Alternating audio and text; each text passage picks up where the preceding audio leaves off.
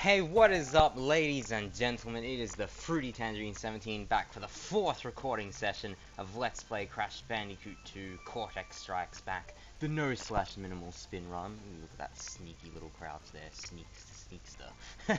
Anyway, last time in the third recording session, we finished Warp Room 4, wrapping up the story of many of this game's level types, because we saw the last examples of the sewer levels, the snow levels, the ruins levels. Wish there were more than 2 ruins levels.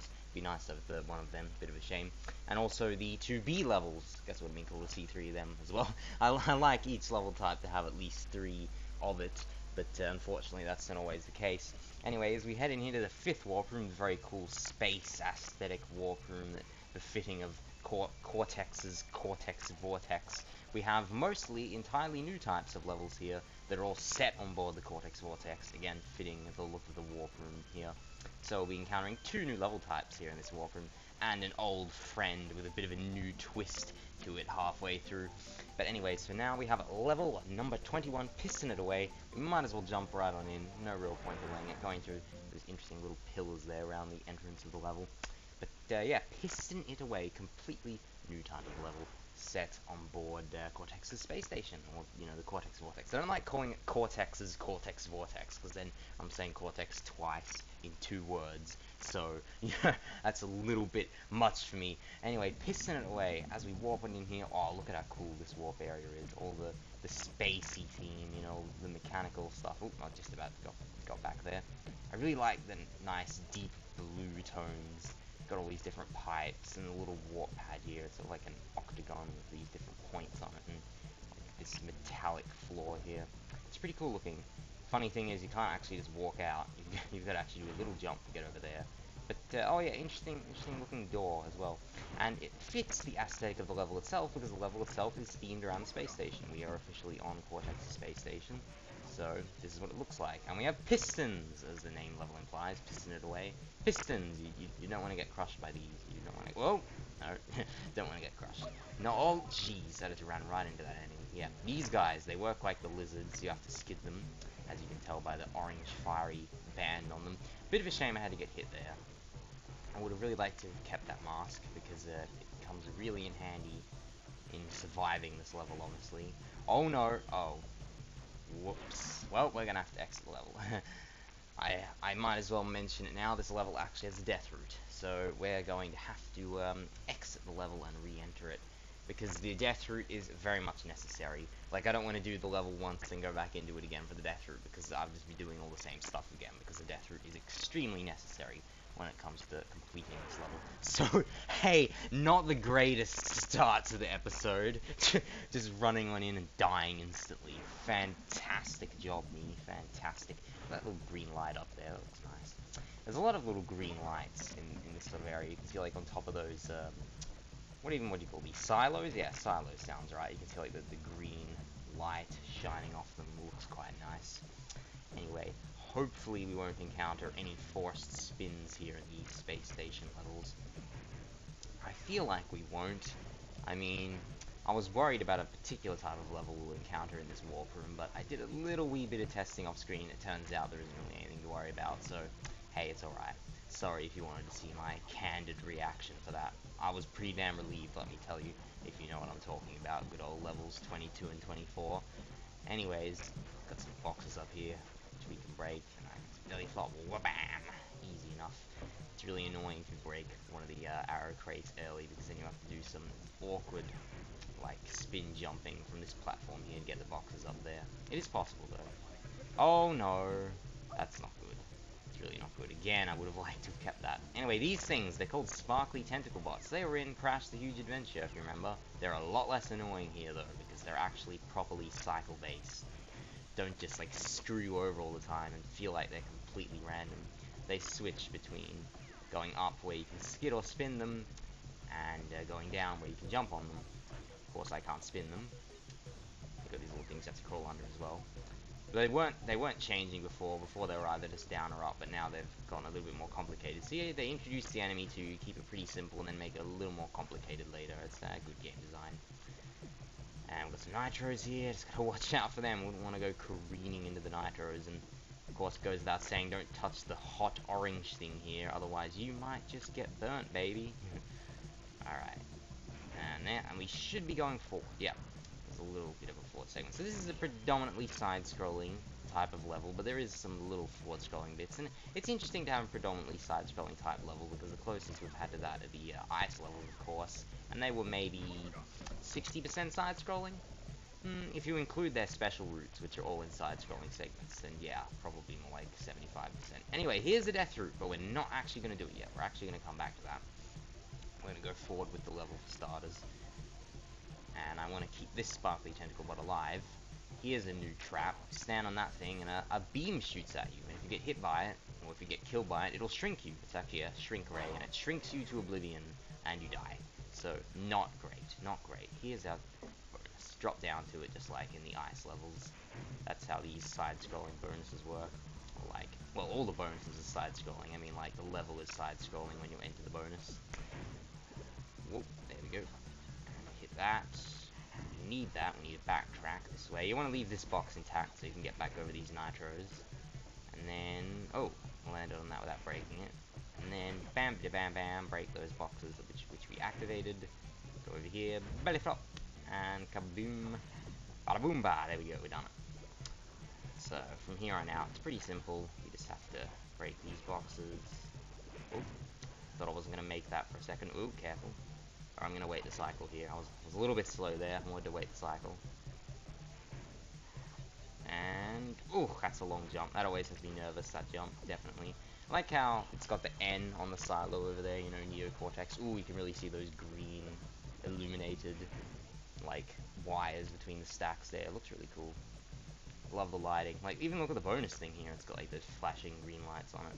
Anyway, note the size of the bonus platform here as it comes up, because if you actually go off screen and come back a little later, it's actually significantly larger, which is a little bit odd. Oh, there we go, checkpoint. Okay, now these guys, I can skid them, thank goodness. So they're going to try and knock you back when they do the huh. Love the sound they make for the huh. But if you spin them or skid them, then they'll get knocked off. Just make sure you don't try and spin or skid them when they're, you know, doing the huh. Oh, this one could be tricky. Okay, there we go. And there we go. And then the good old Howie scream for when they fall. The bone-shattering scream makes its return from Crash 1. I'm gonna go for this life. Nice, got it. Okay, we don't actually have to keep going at this point. We actually have all the boxes along this route, but I want to show you the way to the regular end of the level. Now I'm gonna see. Okay, he doesn't come all the way to the left, so we're safe to land here. Whoa, there we go. So here we have it, the regular end of the level. No sweat, eh? 38 boxes. Oh dear. 69 boxes, not 38. Ooh, we actually have to go back to the death route to do this. So yeah, this is actually our first time seeing one of the end of level areas. It's pretty cool. It sort of sticks out here. You see there's like a little bit of a lip. And you come in here and oh, does this look cool. The red lighting on the blue pipes. And then this platform for the gem is completely different to the previous 4 warp rooms. In the previous 4 warp rooms, it was like a little raised pedestal. Here it's sort of like, I don't even know what this is, a little recess into the ground actually, and it's got like these 4 sort of braces coming off. It's still got the lovely light shining down the gem. I love that detail. Again, like metal flooring here, and then the end of level area here is pretty much the same as the start of everything, although we can see back this time there's like a couple of red lights there. So yeah, really cool. I love the aesthetic of the entrance and exit areas of the 5th Warp Room levels. They look so cool, just with like all the metallic futuristic sort of things, you know. It's great. It's great. My favorite warp room aesthetic look. Second place going to the second warp room, of course. I do love that ice look with the archways and everything on the ice. And of course the 4th warp room look has grown on me a bit, hasn't it? You know, all that nice pretty purple lighting and everything inside the cave, as it were. Anyways, now this has me nervous, because you can actually spin the laser things, the shrink ray, but I can't spin, so I'm going to have to be extremely careful here, so this is what I'm going to do. Oh, it didn't work, but I had an Aku Aku, thank goodness. If I didn't keep that Aku Aku, I would have been dead meat. So here, yeah, look, the bonus platform is much larger than it was previously. Oh yeah, and we got Cortex's face up there, I didn't point that out. There he is, his beautiful mug. Has to have his face and everything, he's so vain, isn't he? Anyway, now this is why I wanted to keep this sparkly tentacle bot alive, because you need him in order to get back here. You can actually jump around the scenery here to get back, but it's easier just to jump on the sparkly tentacle block. These laser shooter things are pretty cool looking too. It's got like that spinny animation with the little purple shooter thing. Yeah, anyway, here's a death route. Cool death route platform. I didn't really mention it, but most of the death route platforms look the same, just that big square. It's kind of boring. The one in Road to Ruin has its own sort of ruined look to it, and the one here has its own like electronic-y look with the green lighting befitting the green lighting we can see here between the silos. So I do really like the look of this death route platform, and it takes us all the way up to a higher portion of Cortex's space station. And those are interesting pipes up there. I don't think you see any pipes like that in the rest of the level. That is very odd. But anyway, obviously expect this path to be more difficult than what the typical route is. It is a death route after all. Look at these guys go slide him into the nitro. Be careful not to get hit by the nitro itself. Oh, also, yeah, these screen sections with like a screen in front of the camera and everything looks slightly blue. They didn't have to do that. Like, it doesn't affect the gameplay at all. It's just a nice little aesthetic thing again. So, yeah. Cool looking levels. Cool looking warp room. Cool looking warp entrance and exit. And these levels are quite cool looking as well.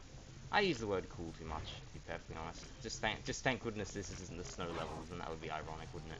Oh goodness, don't want to get killed there. That would have been bad. Alright, this bit I like, because you've really got to time a jump. There we go, there's our lovely gem. And go up here, skid, drop down, along here, and with our nitro nuke. 24 boxes. That's a lot of nitros, isn't it? And here we have an alternate exit, which takes us to the gem. So yeah, this is actually the way you're supposed to get the crystal and both gems. Yeah, well, both gems, I should say. Or the box gem. You have to go to the regular end of the level, then backtrack to the death route. So a lot of people consider this like the hardest level in the game for that reason. Because sort of like how in Cold Hard Crash you have to backtrack through the death route. In this level you have to backtrack to the death route. So you have to go through the whole level and then back a bit without dying. Otherwise you lose access to the death route.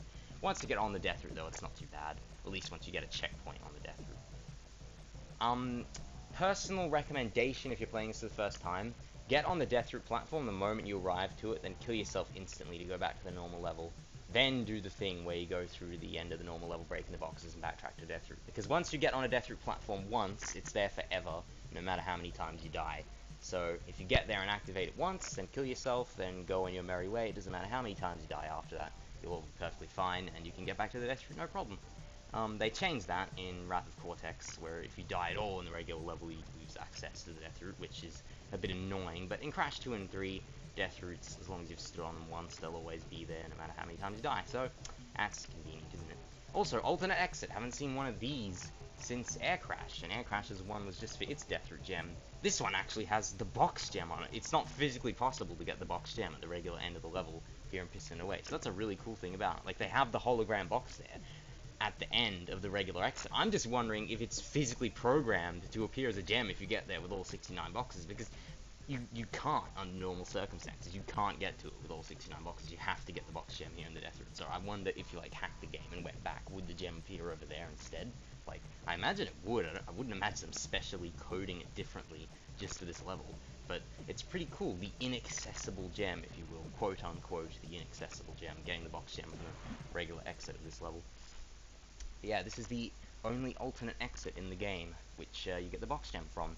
And in fact, there's only 3 alternate exits in the whole game, so maybe that's not that special, but still, this has one of them, which is very nice. But there's our lovely, delicious crystal, and its 2 companion gems, and that's all finished. That went very smoothly, in fact, didn't it? No forced spins. Other than that first fail at the very beginning, nothing went too horribly wrong. So hey, I'm pretty happy with my progress. So let's move on to the second level here, Rockets. Bit of a different looking level entrance here. You can see like the area where the level name is and the crystal and gems is sort of puffed out there on like a circular arc, whereas here in Rocket it isn't. Or like this is like a concave arc and this is a convex arc. Is that the right word? Concave is when it sticks out, I think, and convex is where it goes in. But yeah, anyway, enough rambling about really subtle and minute aesthetic attributes in the warp room, which I do love talking about, but maybe you don't love hearing about all the time. Let's jump into Rocket, the second level of the warp room, level 22. This is a completely new level type as well, but also set on the Cortex Vortex. This is actually the level type I was quite worried about for a fair while there. I was like, Am I going to have to do 1,000,001 forced spins in this type of level, or is it possible to do without spinning? Because there's a particular gimmick here. This is actually a vehicle level, much like the polar levels, except we're not riding on a polar bear here in the rocket. Rather, instead, we are riding on a jetpack. Oh yeah, I love this scene. Crash is just like, what's going on? All these alarms, and then whoosh onto the jetpack. And then we get space physics. No gravity. Look, they even put a little iron block here to show you there's no gravity. It's floating. It's great. And here we are, making our way through Cortex's space station. Press X to go forward, circle to go back. The controls are inverted, so down is up and up is down, which some people complain about. But if you go to the pause menu, you can actually change the mode. So direct will make it so up is up and down is down. Personally, I prefer the inverted controls. That's just what I've gotten used to. But hey, it's good to know that you can change them, because a lot of people complain about the way the jetpack controls, and often at times it just boils down to the fact that up is down and down is up, and really that doesn't bother me. But still, if they knew they could change the controls, I mean, the game doesn't exactly make it obvious, but hey, whatever. Anyway, this is how we can break boxes in the jetpack level. We actually don't need to spin. You can actually go directly down onto them or up into them. It's just a matter of getting the precision right, so come on. Come on. Well, maybe this one is a forced spin, like maybe there are particular boxes? No, there we go, we got it. There might be a few boxes that are forced spin in this level, but I don't know. I didn't test all of them, I just tested to see if it was possible to break the boxes without spinning, you know? Anyways, it's gonna be a bit slow, sorry about that, but hey, that's the nature of the no spin run, isn't it? Also, I just want to say the music in these jetpack levels, top notch. My favorite music in the game. Very popular piece of music among the fandom, everyone loves it, and I do too. See, I'm not actually that big of a fan of these jetpack levels, they're alright, but they're definitely not among my favorites, but the music redeems them a lot. I love it. Love it.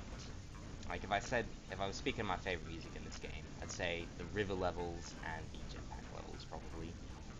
Honorable mention to, like, you know, the unbearable secret route music, which I talked about a bit, and the snow mountain music, and yeah, there's a fair few great tracks in this game, really, isn't there? And, ooh, again, if you just look at all the colors here, lots of red, lots of purple, the light blue that is standard in Cortex's space station. Oh, looks very great. Ooh, look at that thing down there in the bottom right. That little light blue, like, laser beam thing almost. I've never noticed that before. It's pretty cool. There's a lot of movement going on. Like, up there in the top right as well, you can see, like, a little... It almost looks like one of those, heartbeat things, you know? The heartbeat monitor screens. That's pretty funny.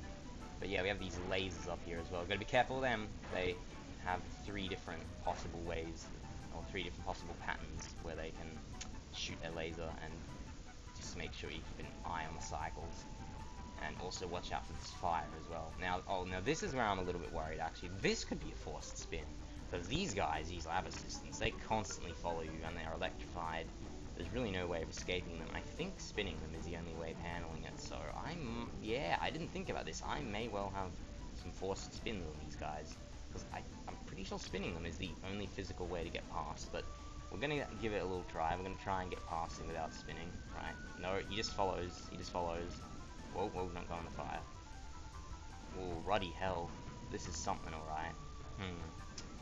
You see, there's actually a glitch in the PAL version of the game. So what you're supposed to do is you're supposed to hit this guy back like 2 or 3 times, and he hits that fire in the background. Then he dies and the fire despawns, and you can continue on your merry way, right? But there's actually a glitch that was introduced in the PAL version of the game. I say introduced because I'm guessing PAL was released after NTSC, where you only have to spin this guy once, and then you can just jetpack right through him, and even go through the fire behind him. So if I do have to spin this guy, I only have to spin him once, because I am playing on the PAL version, which is pretty hilarious, because that means the PAL version has less forced spins than the NTSC version. Also, just want to point out the fact that the space station is actually rotating. Like, you can see the stars rotating clockwise there. You saw the moon go by. It's so cool. These levels, they're so cool. I mightn't be that much a fan of the gameplay, but the music and aesthetic is top notch. I'm telling you, the top notch, the notch of the top, the notch on top of the top notch. Oh, there's the moon again. There it goes. Okay, enough procrastinating. We have to go one force spin. There we go. Okay, nearly died. Nearly got hit by those broken wires or whatever they are. It's okay though. Phew. Oh bloody hell. One forced spin back in the can again, eh? Oh god, so how do I get this life? Oh noes.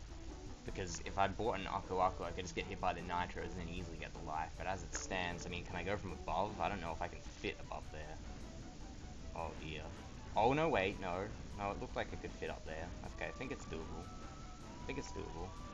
Okay, just head back. Okay, let's take this nice and slowly. Okay, no, too far back. Oh wow, the mines despawned. I didn't know the mines despawned if you went in front of them. I sort of have seen them disappearing before, but I didn't know they actually properly despawned. Anyway, there we go, got it. That was a tricky box, that one. Oh, oh, okay, careful, careful. Easy does it. Again, no rush, no rush, no rush, no rush. Okay. We got another one of these guys, so we're gonna have to have another force spin here, unfortunately.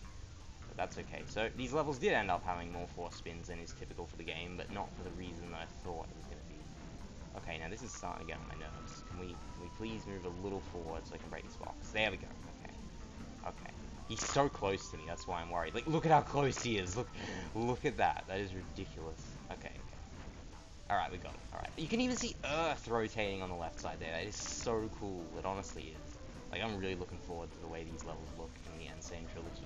Because let's face it, the graphics is the big draw of the Insane Trilogy. Because, like, the gameplay isn't different, you know? It's gonna be, like, all the same levels with all the same designs.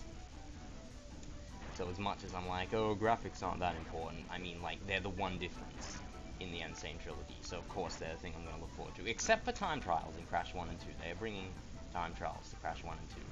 That's going to be the most exciting gameplay difference, of course. Going to love time trialing all the levels in Crash 1 and 2. Can you imagine what these jetpack levels are going to be like in the time trial? Oh, it's going to be awesome. It's going to be so awesome, because time trial just completely changes the dynamic of the level, doesn't it? Anyway, alright, we got one more force spin here, picked up our crystal. Alright, go, go, go, go, go. And boom, there we go, glitch done. So that was 3 force spins. Could have been worse, could have been worse. There we go, our jetpack is gone, we just sort of discarded there. I wonder if it despawns if I go ahead a bit. Let's go back. No, it stays there, it's pretty cool. I also love, like, the shaft here you have below the platform, like, and it looks scorching red too. I wonder if I jump down there.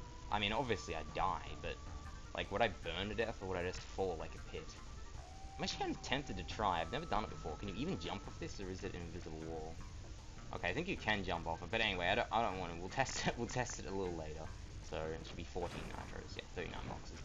We'll test it a little later. So here is our gem, crystal and gem. No secondary gem for this level, and yeah, 39 boxes. A bit less than a typical level 39. Most levels in this game have at least 40. There's only really a few that have less than 40? Or is that the only one? Yeah, I think Rocket has the least number of boxes in the game. I think 39 is the lowest box count, other than the little intro stage, which had 10 boxes. But that doesn't really count because it didn't have a gem. Anyway, there we go. Crystal and Gem Rocket is 100% complete. 3 forced spins, which is more than we've done the entire game so far. We've done 2 so far, haven't we? I think it's 2. 1 in Crash Dash for that box in the bonus, and 1 in Hanging Out, the impossible box 2.0, quote unquote. Anyways, enough with that. Moving on to Night Fight, which again has a completely different looking level entrance here. Again, you got that sort of hot red lighting there above the pipes. Those little pipes looking nice and symmetrical. You notice the metal here is kind of broken though. You can see it's like peeling off, and it looks sort of like there's rock behind it. So does that mean that, like, all this metal stuff, it really is just for show, and behind all this it's a bare rock wall, and has just been put on for decoration? It's not really like a functioning space station thing. Oh well. Anyway, Night Fight. The name should give you a clue to the kind of gimmick we're gonna be getting here, but you mightn't guess what type of level it is. This one, it's a bit of an odd level. You're like, really? This level on a space station? But yeah, actually, it is indeed on this space station. So spawn right on in. You can probably hear from the music, it is in fact a jungle level. I haven't seen one of these since Warp Room 1, but it is a jungle level, and it has a darkness gimmick, hence the name Night Fight. This level is very similar to Lights Out and Fumbling in the Dark in the first game, but instead of Aku Aku acting as our light, we have a little firefly, which is nice, because if you get hit, it means you don't lose your light. But the firefly will only follow you temporarily, much like how Aku Aku only lit up temporarily back in the first game. So you gotta make sure you're quick, otherwise your light will go away. See, you just went away just then, but I was quick, so I made it in time.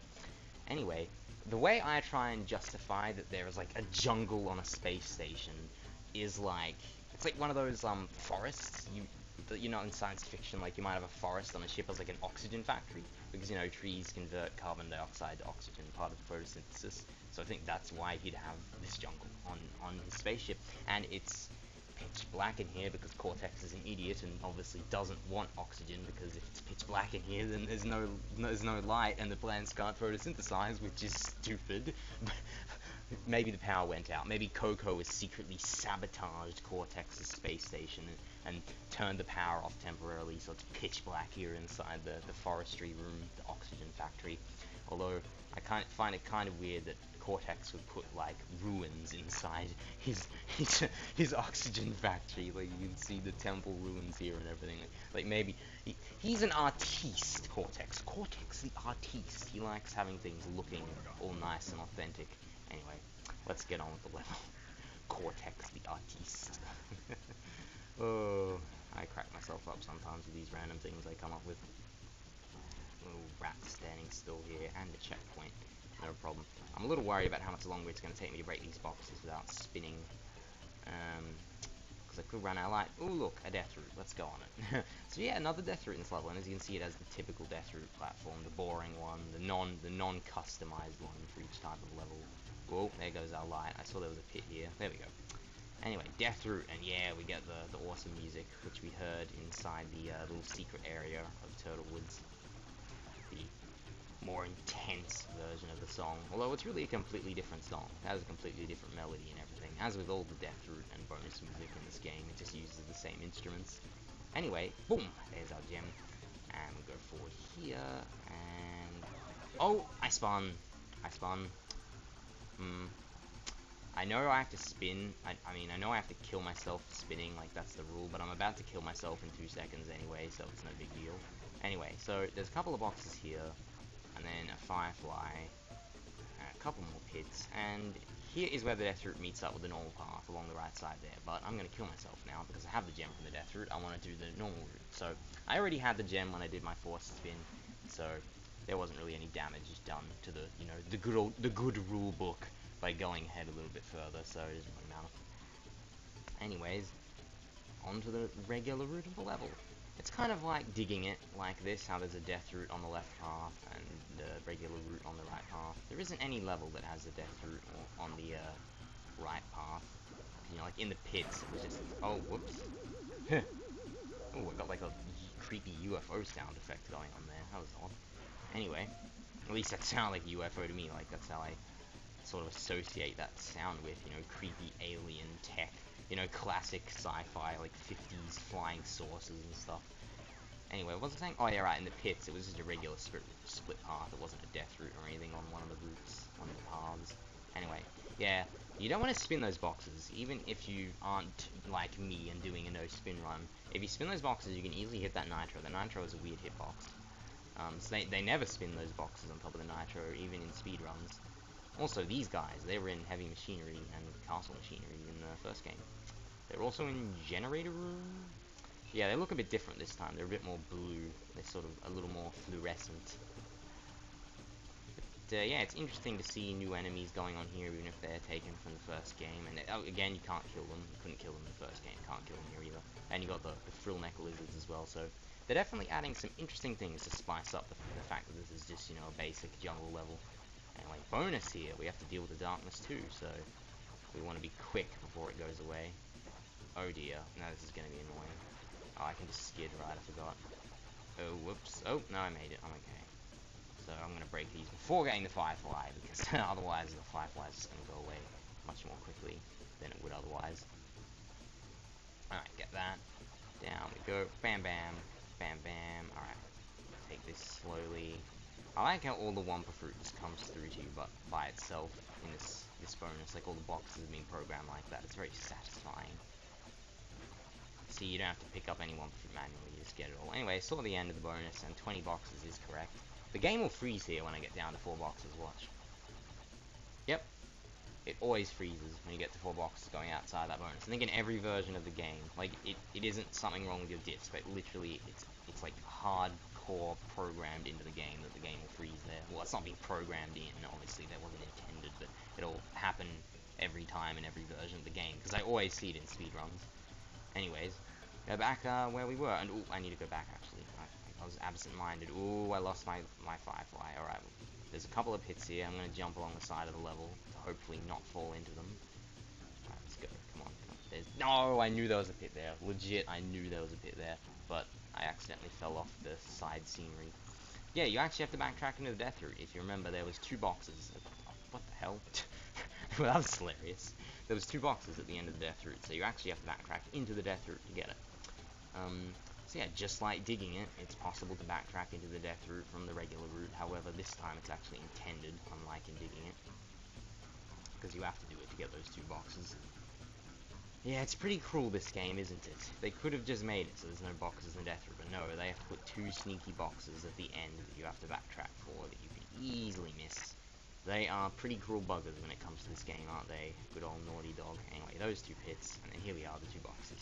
Luckily, it is just these 2 boxes. You don't have to backtrack through the death route in the dark or anything, so it's not that bad. It's not that bad. How many boxes we got? 32. We're looking good. You know, maybe this isn't even in Cortex's space station, because I saw the sky, I think, before, and I probably shouldn't be able to see the sky if it's Cortex's space station, but I don't know. I've always just been under the impression that all the levels in this final warp room are supposed to be on the Cortex Vortex, and, you know, I thought the oxygen factory thing was a neat theory. Yeah, you can see it over there, the sky. The starry night. I don't know, maybe he just painted that onto the ceiling of the space station. Again, Cortex, he's an artiste. Alright, here we go. Nitro Nuke, 46 boxes. Yeah, there we go. Lovely. Our gem and 2, or our gem, our crystal, and 2 clear gems. Again, just like in Pissing It Away, a death route level. Gem on a death route. And in both cases, there are boxes on the death route, but the way the death routes worked out in the end was a bit different, you know, with the alternate exit in Pissing It Away and all that jazz. But there we go, night fight, 100% complete. Very happy with our progress. We are getting through this game at pace. We are powering right through, or this warp room, I should say, considering we just started it in this recording session. Anyway, Pack Attack. Yeah, you can probably guess from the title what type of level this one is going to be.